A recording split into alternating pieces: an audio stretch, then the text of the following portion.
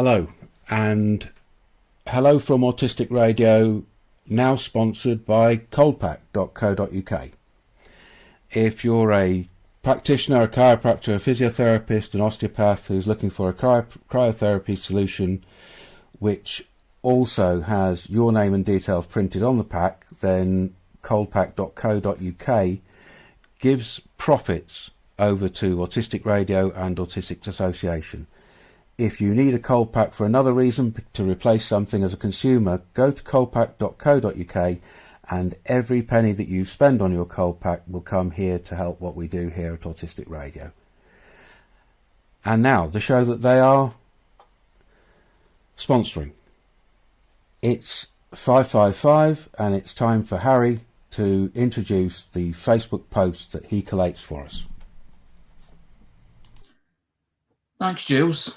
Hello everyone, this is Harry's Facebook for Sunday the 19th of October 2025, and this is where we talk about the Facebook posts that have been shared on Autistic Radio's Facebook page and the topics within them. And the first post is from Emergent Divergence, the Neurodivergence Rambling of David Gray Hammond, who is an author, university professional your parents warned you about, as described, and is based in the UK. And he shared the following. As of this month, it has been 10 years since I was last an inpatient in a psychiatric facility. While the road has been winding and bumpy. As of this month, it has been 10 years since I was last in an inpatient. As of this month, it has been 10 years since I was last an inpatient in a psychiatric facility. While the road has been winding and bumpy, I am happy to be celebrating a decade of freedom and autonomy. I wasn't really sure how to celebrate 10 years, but for a short time I've decided to offer a discount on subscriptions to my newsletter for a short time. This supports my ongoing work and allows me to spend more time creating free resources and content for free. And there's a subscription link and a thank you for all being part of the journey and what I have been building for the past decade, and a sharing of his website www.davidgrayhammond.co.uk. What's your thoughts?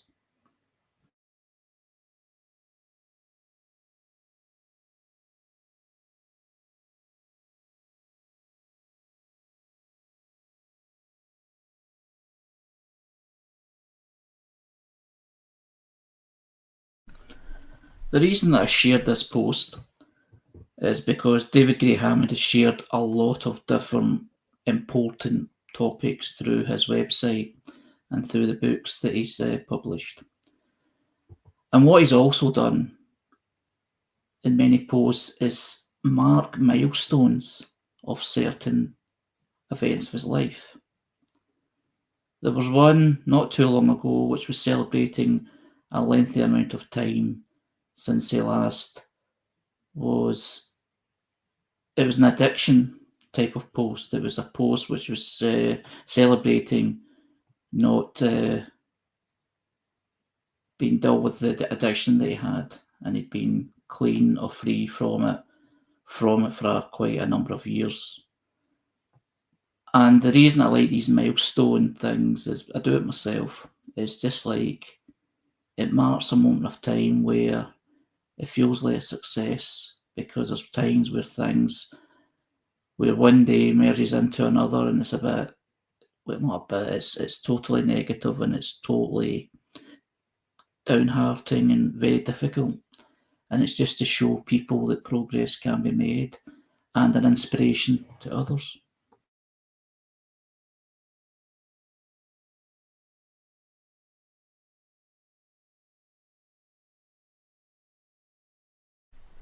Yeah, I think that milestone concept that you've just expressed reminds me of one of my reactions at the time of his earlier milestone. And I regret the way I reacted, I think.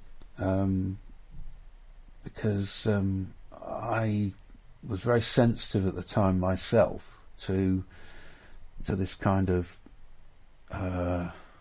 sobriety porn that didn't fit my concept of what dealing with an addiction had been for myself. So there was a blurting out of something inappropriate, I think.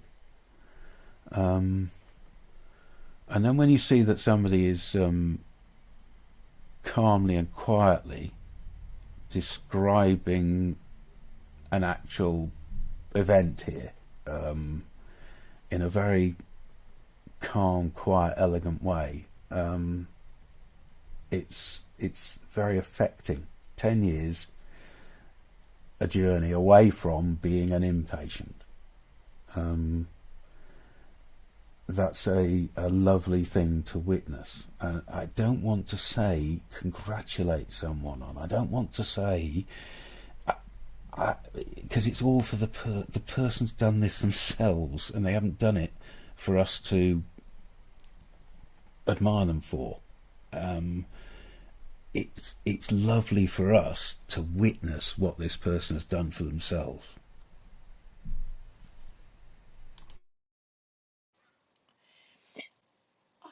I think it's lovely too. It just caused me to have to calculate my own 40 years for the same thing. I think people are brave when they do this. I'm not really a person who publishes. I do realize that my voice is on a podcast, which is publishing, but yeah, I'm going to have to look up David Gray Hammond, and he seems like a valuable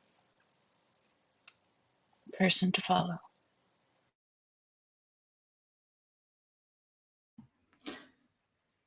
Yeah, I agree with what Jill says, and obviously taking a note. Not taking a note, I've taken on board what Teresa said. The milestone thing kind of reminds me of my own milestone, and it's something I don't put on publicly, but it's something that I keep in my mind. When I was in a psychiatric facility, it was through my own through my own choice, and it was back in 1998. And I can remember it was the 16th of August 1998 is when I was discharged, and I was kind of saying to myself, as important this part of my life was, I don't want to go back into another facility like this. And at the time, I thought if I did so, it'd be a backward step. And despite having, as people do, tough times in life, it never has come close to needing that sort of kind of facility, that sort of treatment. And any time it hits 16th of August every year, I remember that date very well. And it's slowly kind of going towards 30 years, And it's not something I would announce, and I'm only mentioning it now because I'm sharing it because a milestone's been shared. But it is something that inspires oneself. And they feel that there's not a need for people to say, well done, congratulations. It's just sometimes you need to say it yourself or even share it yourself. In saying that, it's nice to recognise milestones without feeling that you're being patronising and give someone a pat in the back that they didn't really ask for. So, yeah, it's inspiring, but it's also, there's a connection there as well, which I appreciate. I think it's easy to forget that success is and focus entirely on what's wrong. And when you see someone else achieve it shows it's possible.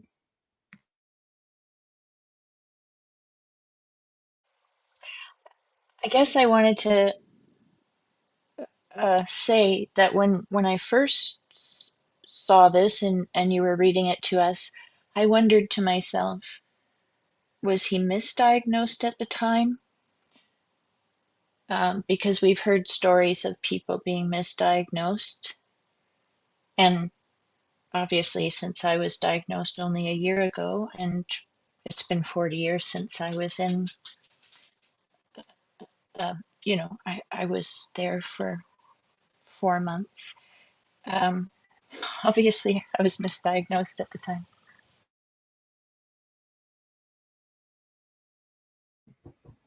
David Gray Hammond has shared quite a lot about his experiences, and a lot of it is about the language and the labelling and misdiagnosing of not just himself but of other people because of the lack of understanding that autism had, even just a couple of years ago, and still has now, actually, in fairness.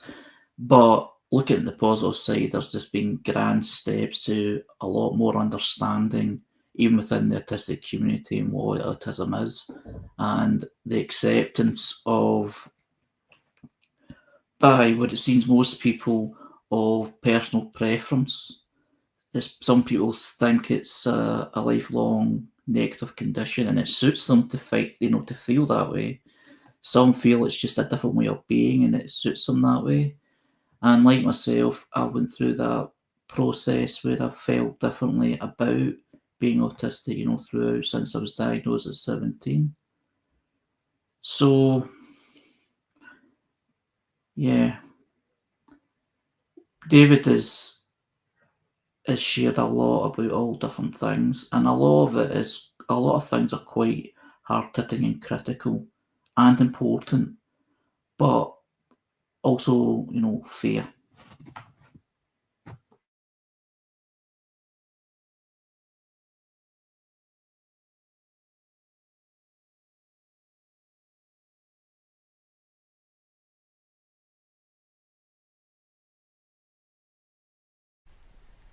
I think it's really fair to say that David is one of the foremost thinkers around autism and ADHD, who comes from a background of lived experience. He's one of the people that we rely on to either get information from or get stimulation for our own conversation from. You don't have, nobody is right about everything, it's all a flux, it's all an inquiry. David knows that, and he's the one that is Socratically inquiring on our behalf, and we benefit. He's a trailblazer. He's part of the autistic revolution.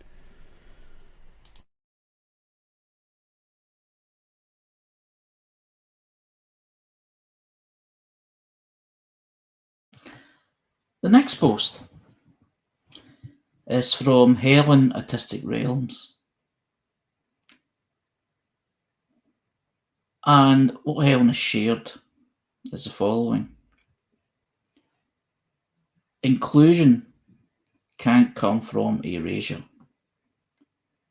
Removing neurodiversity and diagnosis from education doesn't create belonging. It silences it. True inclusion means recognising difference and not pretending it isn't there. And she shared from Autistic Realms an article. And in the article itself, which is called Inclusion Needs Recognition, Not Erasure, a Neurodiversity Affirming Approach. And I'll go through the introduction. The recent TES article featuring psychiatrist Sami Tamimi, which is called Why Invented CAND Labels Are Disabling Pupils, October 2025, has provoked strong reactions across neurodivergent and educational communities. While it raises important questions about the medicalisation of childhood and the failures of the current SEND system, it also perpetuates deeply harmful narratives that undermine neurodivergent people and risks fueling policy cuts under the guise of rethinking thinking support. Removing neurodiversity from education, as suggested, would harm the very children inclusion is meant to protect. This response is written from a neurodiversity affirming perspective as a lay identified autistic ADHD person. We need to value lived experience and validate the lives of marginalised people that are already routinely misunderstood and dismissed, and being pushed further to the edges of society, battling for accommodations and support. Inclusion can't come from erasure. Removing neurodiversity and diagnosis from education doesn't create belonging. It silences it. True inclusion means recognising difference and not pretending it isn't there. And it continues to talk about the problem of framing and language and systems that disable us, not labels. Nothing about us without us. The risk of erasure. Structural and systematic issues are real. The danger of policy and media. Be compassionate and neuro-confirming, and embrace difference, etc. What are people's thoughts? It's quite a lengthy article, but very important to share.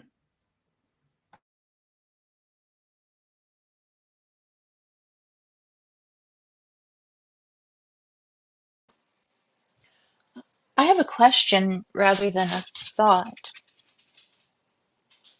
I'm just experiencing all of these concepts because I'm newer to this.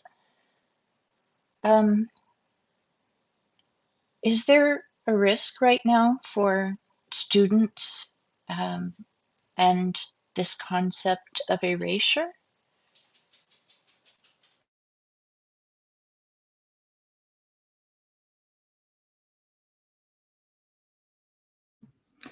I think what the concern is things have been talked about or raised by people with experience of autism about certain things. And it feels like if someone in the field, like it's talking about Sami Tamimi, who's talking about diagnostic labels that are diagnostic labels are medicalising young people for behaviours, etc. And if someone's in a certain field like psychiatry says something needs to change and they're well experienced in their field, it feels there's a possibility that what's been built up over a number of years to be understood, people are trying to reverse it, and people's voices or people's experience of even being alive or existing, I should say, feel that that would be harmful to the positive language that has been generated in the last couple of years.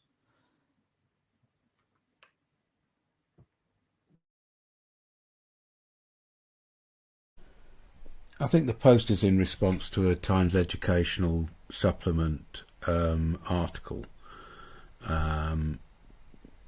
which in its title points to the possibility that made-up labels given to special educational needs pupils here in the UK are a negative thing. I don't know how far the argument goes, but there is a link there to the article.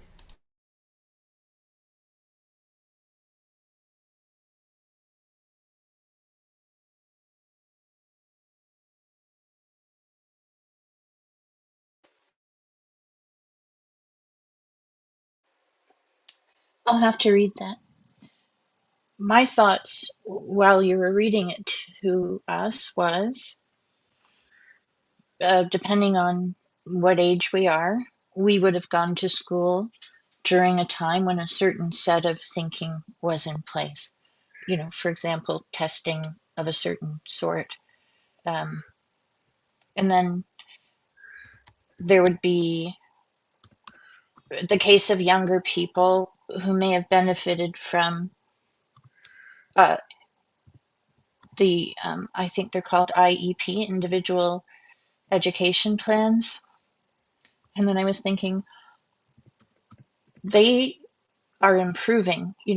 Maybe at first they weren't ideal, but they may be helpful. And if they were taken away, I would think that wouldn't be good. I think all of this sort of needs to improve, and it will change over time.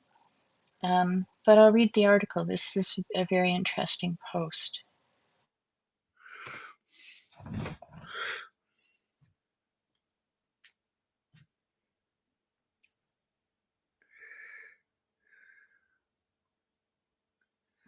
Robbie, you want to speak? The only problem with this is the diagnosis is being based solely on deficits and strengths being ignored. And the fact that the only increase in numbers is due to the fact that people weren't diagnosed before.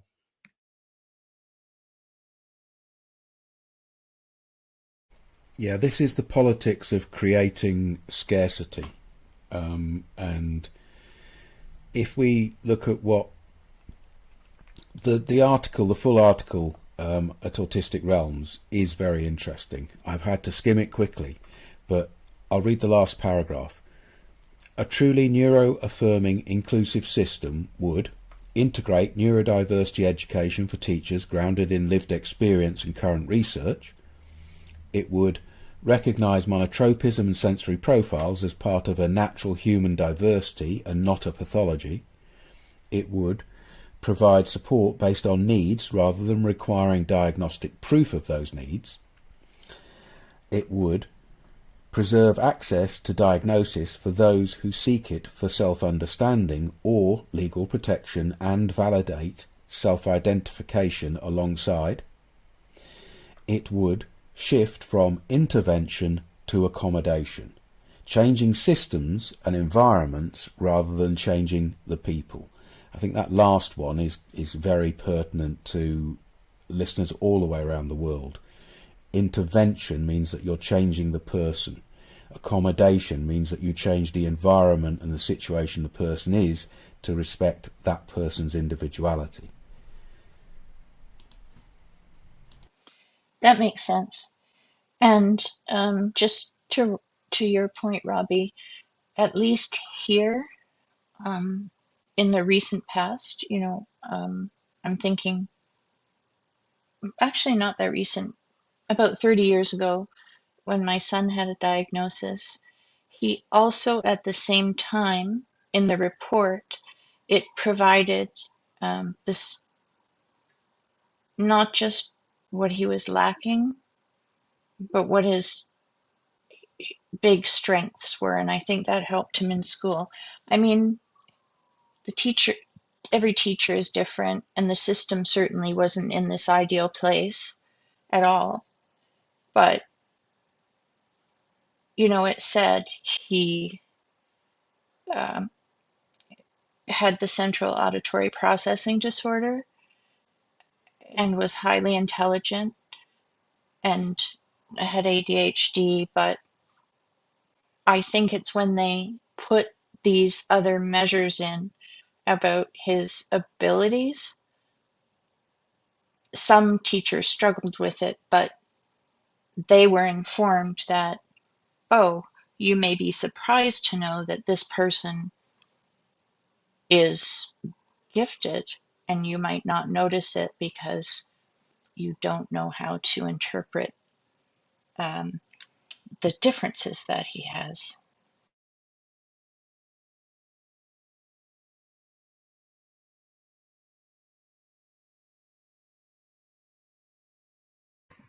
Yeah, that's an important thing. It's interpretation.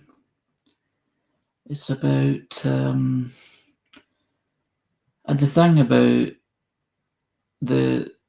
what Jules was talking about when he was sharing, the article, the last bit of the article about this thing called intervention. It's like people that know better taking control and make sure that you get what they say is help. It should be more about accommodation and accommodating the person that needs help or just needs understanding even. But help is a good word. I don't want to kind of bastardise the word help, because we've done that with other words because of how it's being used. But yeah, it's all about language, it's all about approach, it's all about understanding, and it's all about individual circumstances as well. And when we talk about individual circumstances, we're talking about not just different individuals in a place, but individual person in another place in far end of the other side of the world as well. It's so vast. It's interesting. But what's good to know about these sort of kind of posts and articles, etc., is questions are always raised when things seem to be a bit on the worrying side. People ask questions. People basically pull it up and say, wait a minute, what are you talking about? And that's always important. And even though the worry's always there, at least people are asking questions and trying to kind of create conversations so that the understanding will come.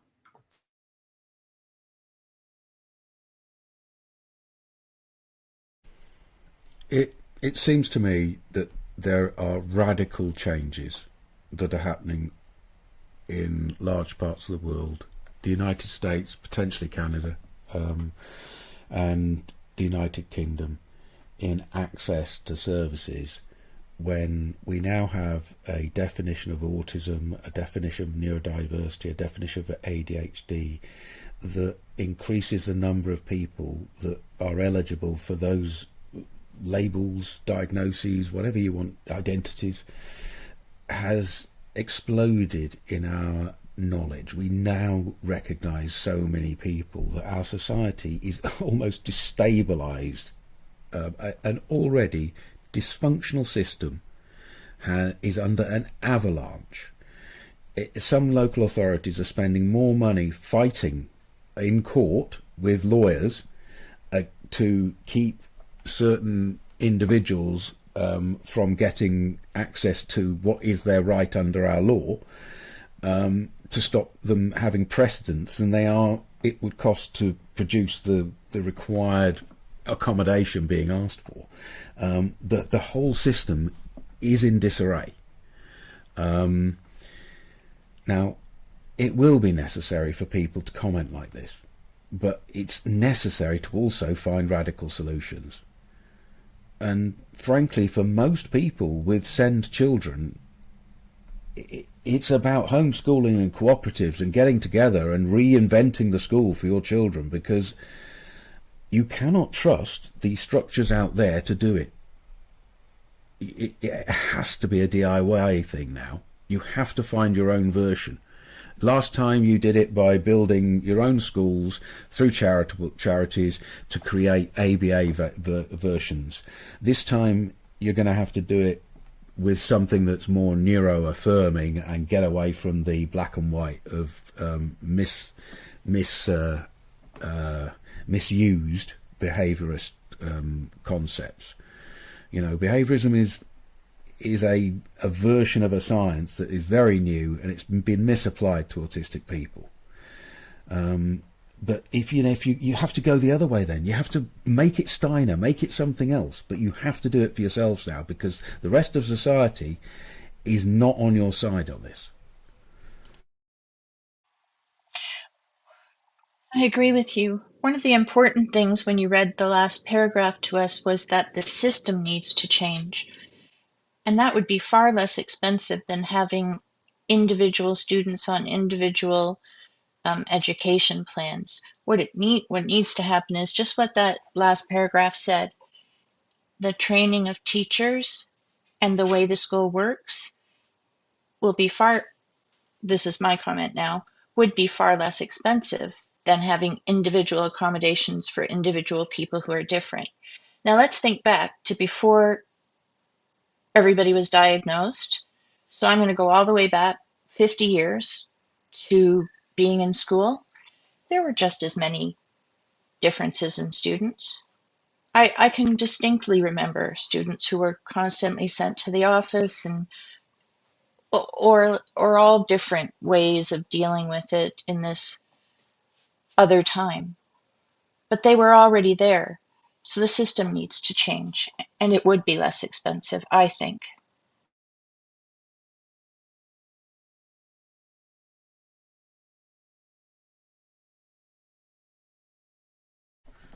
I'm going to introduce the text. Raymond points to the post and says that they like the image. I think there is something in that. There's something poetic in that image, and I get it with you, Ray. Robbie says that school left him traumatised. He also then points out that for him, school is not about learning, it's about teaching children to be compliant. And Ray reminds us of that old phrase, remedial classes. I got away lightly. School was obviously a fucking trauma, but I think in comparison to what I hear other people, my school was almost accidentally accommodating to my needs. It was away from the rest of society. It was a big boarding school where I had some certainty around things. There was just the right level of bullying to understand group behaviour. There was a forced community, which meant that you could not other than have friends or para-friends, so you could not be isolated in the way that some people. There's so many things about the fortunate accident, and it's from a world in which teachers just kind of knew some kids were like that. They were a bit delicate, or they would have an idea they're a bit sciencey, or they would have a version in their head of, we have got right, so we know roughly how to make these kids work a little bit better than the other kids. And that was a natural ability that some people had produced for themselves in a hippy-dippy time of the 70s. And that accidentally working could be a model going forward. Just a little bit of understanding would make the necessity for all of this work disappear for a certain group of us, particularly the intelligent group, or the people with skills at least in some ways, and we can make it so much cheaper and easier. But they refuse to do it. They want to do it the way they do it, which is part of the capitalist system.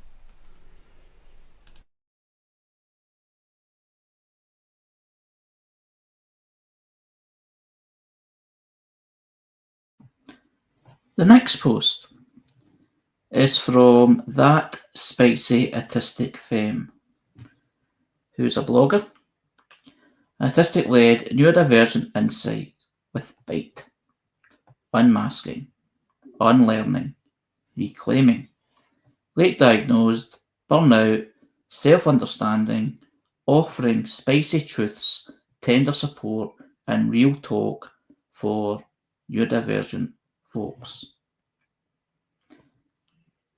And they shared a quote from The Idealist. And it says, I wanted to talk about it. Damn it, I wanted to scream. I wanted to yell. I wanted to shout about it. But all I could do was whisper, I'm fine. What's your thoughts?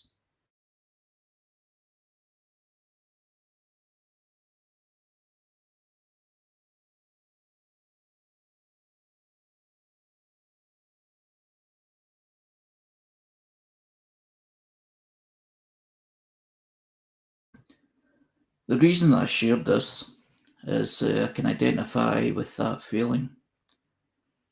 And it's going back to school again. It's there was a time, it was before the autism diagnosis, but it was feeling different and feeling vulnerable. And it was like I wanted to tell someone, I wanted, friends. I had all that. In fairness, I had support of friends, I had support of family, etc. But if you feel vulnerable or feel odd, for sake of just saying that, in a certain way, you feel it doesn't feel right to even say anything. It feels like you don't know what to say, even though you feel, you're hurting, you go through a hard time. And people keep saying, well, at the time in my life I was feeling that way, it was puberty, so it was like, this is a time of life where it's difficult. You're going from child to an adult, so that's just the way things are. So you try and accept it, and then you try and act like the sort of kind of male thing as well, about being tough and strong. So I know this doesn't relate to that, but in my experience, that's how I identify with that. It's like you just end up saying, I'm fine, and just get on with it. And why that happens sometimes, and what's certainly happened to me, is you keep saying you're fine, but you're not fine. And then you give out signals and hints that you're not fine, and you feel that it's not being recognised, so it gets a bit more excessive. And when you feel that it's not being taken on board, it just escalates. And this must happen to so many people. So that's my view on it.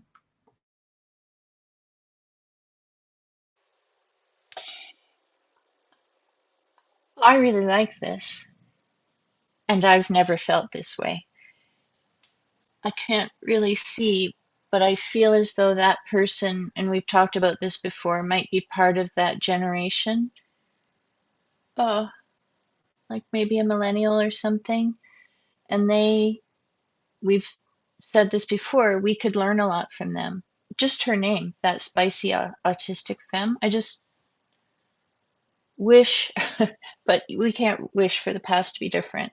I'm just so glad these people can say things like this.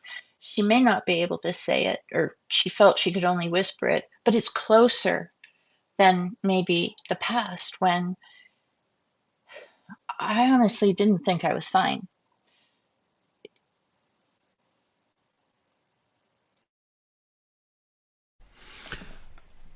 Teresa, are you expressing a woman-to-woman thing here?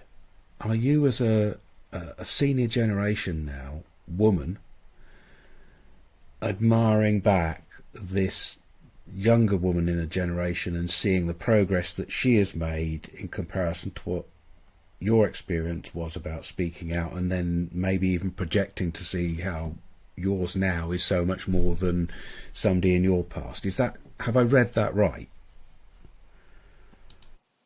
No, I think not, because I also found it very valuable listening to Harry, who's like an in-between generation age, and how he had a feeling he was fine, and he advocated for himself, and he, even though, maybe, if I'm recalling this correctly, maybe his family thought, oh, Harry, this is dangerous for you to go this route into having treatment. And he was able to find out what was really going on. And his life is so improved. So, no, I think it's men or women, children in general. Um, and this is the people themselves, not the system around them, although the system around them has to change too. Somehow are more fine. Like, I honestly didn't even have anything to whisper. If I whispered, I would have whispered, something's really wrong with me, not I'm fine. Thank you, Teresa. I'm going to catch up with some of the text. They overlap a bit from the last, but the first part is about school. We went from school is about teaching children to be compliant in people's experience, and remedial classes as the thing that they remember. And then Robbie says that you can't learn when you are being traumatized in the situation. I was dealing with being bullied by both children and teachers. I've seen that happen, and I can see that. He says he wanted to learn, but he did not get the opportunity, which ironically is spelt wrong, which I think is kind of fitting. You didn't learn how to spell opportunity right there, Robbie, which makes me smile, which is funny. now I realise I probably would have struggled to do exactly the same, which also makes me laugh. Harry says, great point, Robbie. Looking back, I feel exactly the same about school. Robbie returns with, I returned to college as a mature student, but by then it was too late. There was a bit where I was saying I'll shut up after I gave a speech. GR says, I bottled things up for years, and the final crash took 12 years, but when it happened it was devastating. Robbie points out that neurotypical social rules means that you have to say you are fine. And Ray points out that, look, some feelings can't be put into words, even if we had all the ability. That some things are too profound, I'm guessing. The last thing that's in the text is Robbie saying that I say how I really feel, then I get in trouble for it. And the language there is of a schoolboy, in trouble. The way you're expressing that is very poetic, Robbie, because what you're pointing out a link right the way back. Yeah, just looking at what Robbie's saying about saying how you really feel and then get in trouble for it. It kind of reminds me of the way I was brought up. And still to this day, in fairness, a rebellious dad. My dad had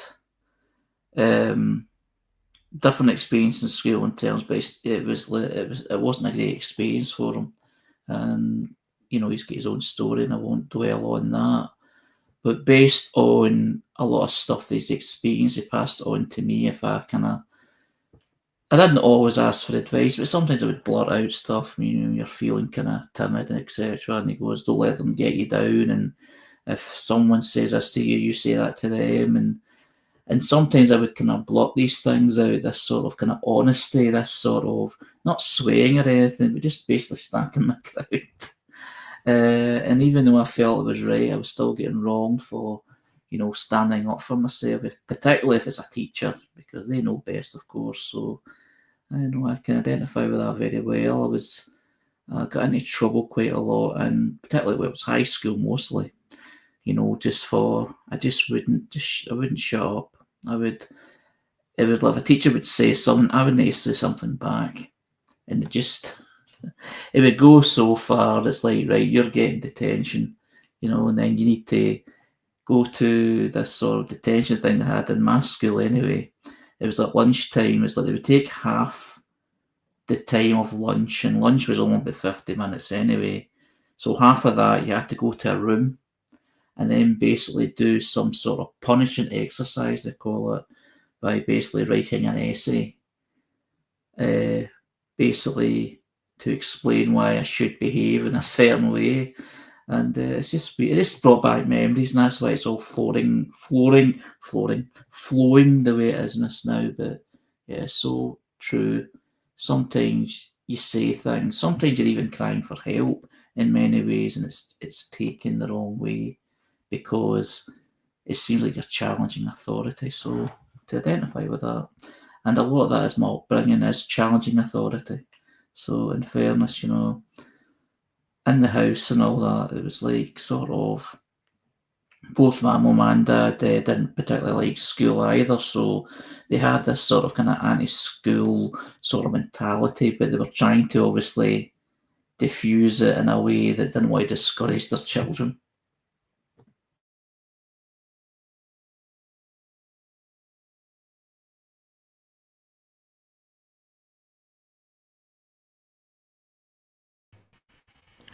In my job, there was a major reorganisation. I was moved from a business section to a technical section, and about 4 weeks in, they decided to do a feedback session. And I think there were 12 of us in the room with the manager who'd organised it all. And they went round and how do you feel? And everyone's really happy and it's going well.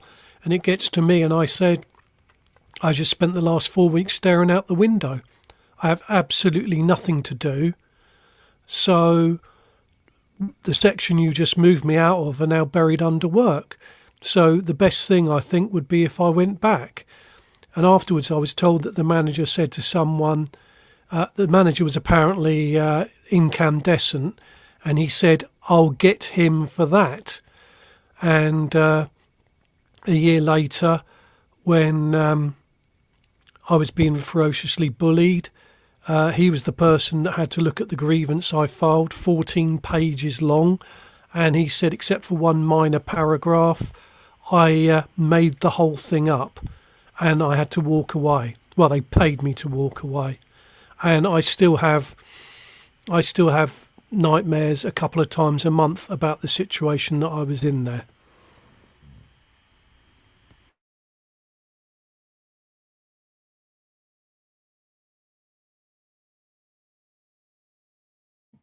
That's horrible.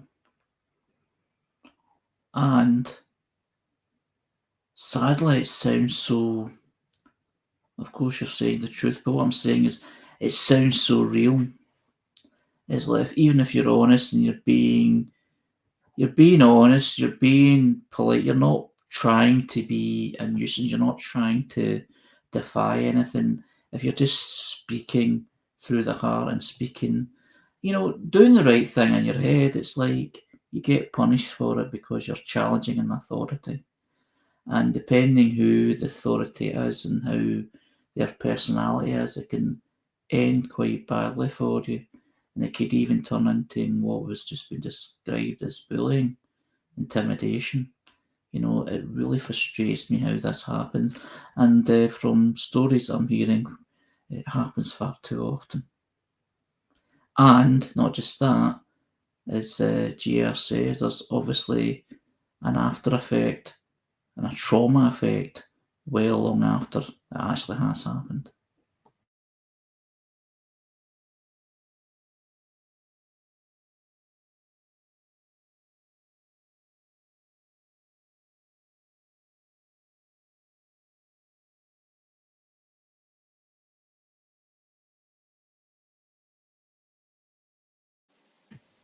The next That is quote. sorry. Go on, Teresa. Sorry, I jumped in. That's okay. I'm sorry. That is a dreadful trauma that we just heard, and not all of us have experienced anything as harsh as that. But the example you used, GR, of in that new position saying, "I'm looking out the window." I'm assuming you finished your work really quickly, and it's like, what the heck? That I've heard before. I don't know if it was here in the last few weeks or if it's something I read in the last few weeks. That is an autistic experience. So it must not just be a thing that's happened to you, but yours is profound and traumatic, and I'm so sorry to hear it.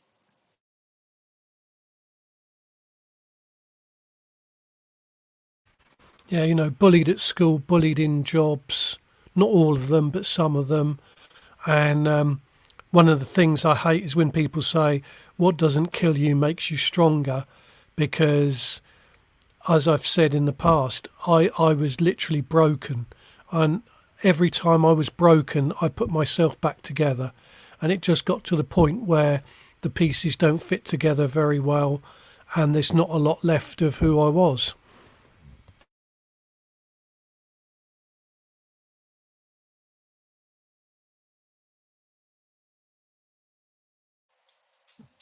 There is a positive in that. Sorry if that sounds quite, patronising, but you recover. You get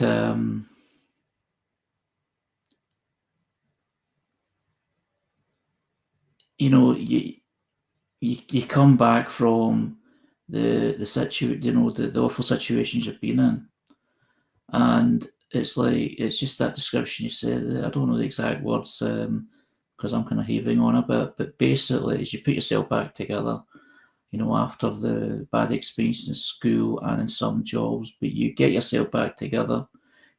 for yourself, not for anything else, just to crack on. And that's a survival thing that can be identified by a lot of people with autism, after really bad experiences. Jules? Sorry, Teresa. I hope that's true, what you just said, but I don't know if GR said this a few minutes ago or if it was someone else. That's one of the problems that people say, just pick yourself up and put yourself back together. And I've been bullied as an adult, really very difficultly. And I don't know, somebody's going to help. Maybe we help to put ourselves back together here or something. But if it's really late in life, is there time? Yes, there is. It's late in life for me too. It's late in life for the friends around me. It's that there is no too late time for increasing your experience of your existence in life.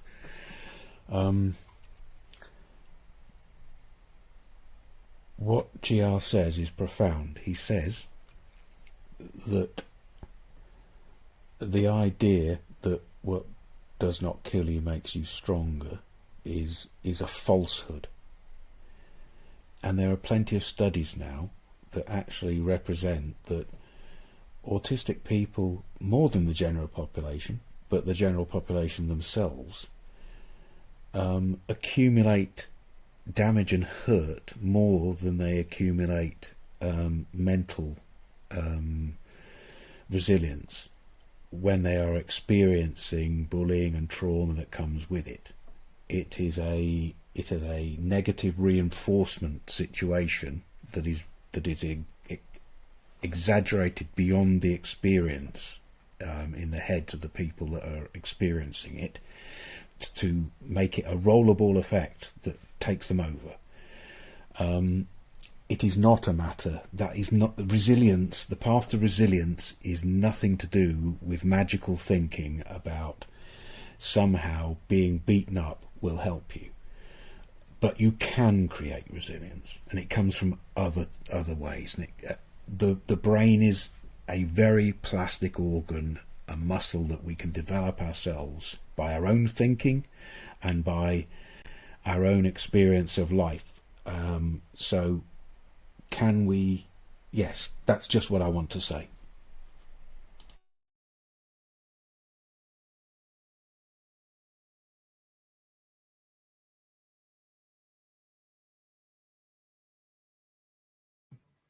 There's a comment that Robbie says,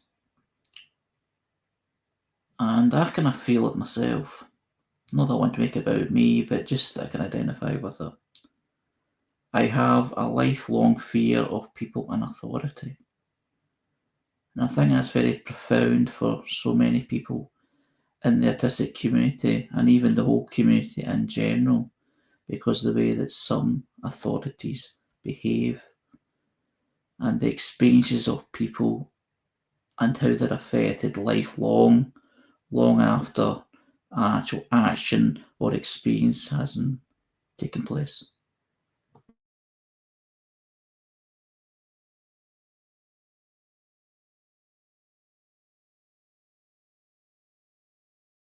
I don't know if either of the texters at the moment want to put voice to these things, but we might just end up with, if I keep reading, I might just end up with my voice constantly on the radio.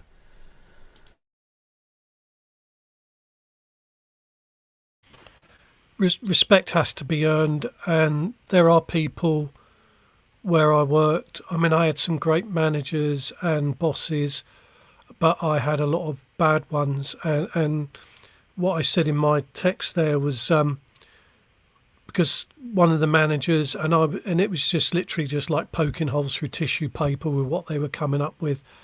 And someone said to me, "You're so rebellious. What are you rebelling against?" And I turned around and said, it's a quote from Marlon Brando. I said, "What have you got?" And they looked so shocked. But then we were told to question things to improve things, and then when you question things, you got trod on. I've had numerous experiences of exclusions for having meltdowns and authority being misused, like me being held against my will and later people lying about it. So it's left me with a lack of trust. And it's a very difficult way to want to go out and doing stuff is if you expect you're going to be abused. Yeah, that's 100% on that, Robbie. It got to a point where I'd go into a job and I might only last a couple of days because someone would say something off or things wouldn't just seem right to me. And my thought was, I either stay here and it's going to grind me down or I just walk out. So I walked out. One of the things used against me at a local day centre was that I questioned their being at why they couldn't change their policy on minimum age. I was a few months too young, and they fitted me up for that, and they used safeguarding against me. All they have to do is say people are frightened of me, and that's me excluded for life.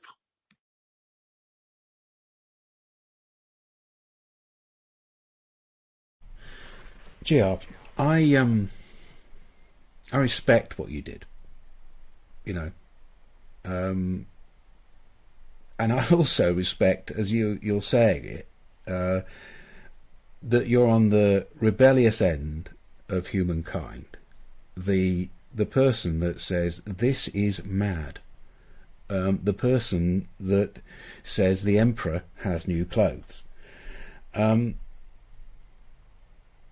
hoping that as we get older together and know each other, that you will more and more embrace that part and see that as I don't know what image you want. Cock your leg over a Harley Davidson, sit back, great tunes, and ride along in your rebellious sunset, my friend. You have a friend here amongst us on Autistic Radio.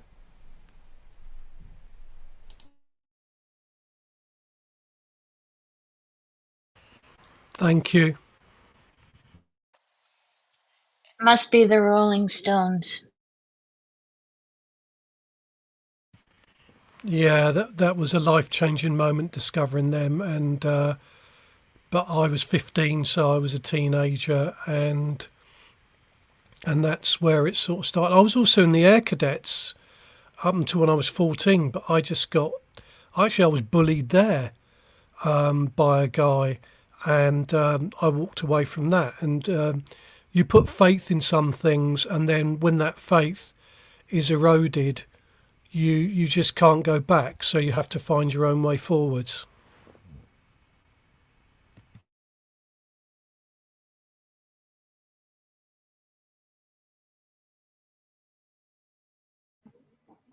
Yeah, I can identify with that. I was in the Scouts. I was going to say Boy Scouts, but it wasn't Boy Scouts. It was actually Boys and Girls. I think I joined just after the sort of kind of change where it was Boys and Girls, and that was an experience. And you get involved in, well, I certainly got involved in these things to try and kind of get more experience, etc. But it just seemed at the time, long before my diagnosis, just like I always felt like the odd one out. And there was a bit of bullying here and there, although it wasn't physical. It was more about, it more felt like ridicule. And to be fair, I just ended up just living up to it and just playing on it. Or ridiculing me already, I'll just act silly. So, yeah.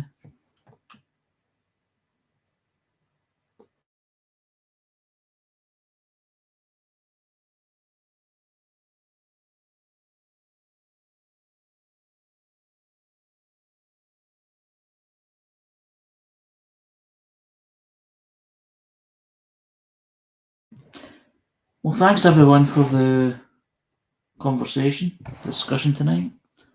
Thanks everyone for the discussion tonight. It was very in-depth as always, and the individual contributions, is very important. People giving different experiences and different views, also adds, to the discussion. And also thanks to the people that shared these posts that created the discussion. It's always much appreciated because there's so much out there to talk about and so much to dig into. So this is Harry's Facebook for the 19th of October 2025, which is part of the 555 Spectrum Voices Conversation broadcast every Sunday, UK time, 1:55 PM to now 7 PM. So thank you once again, and now I'll hand over to Jules.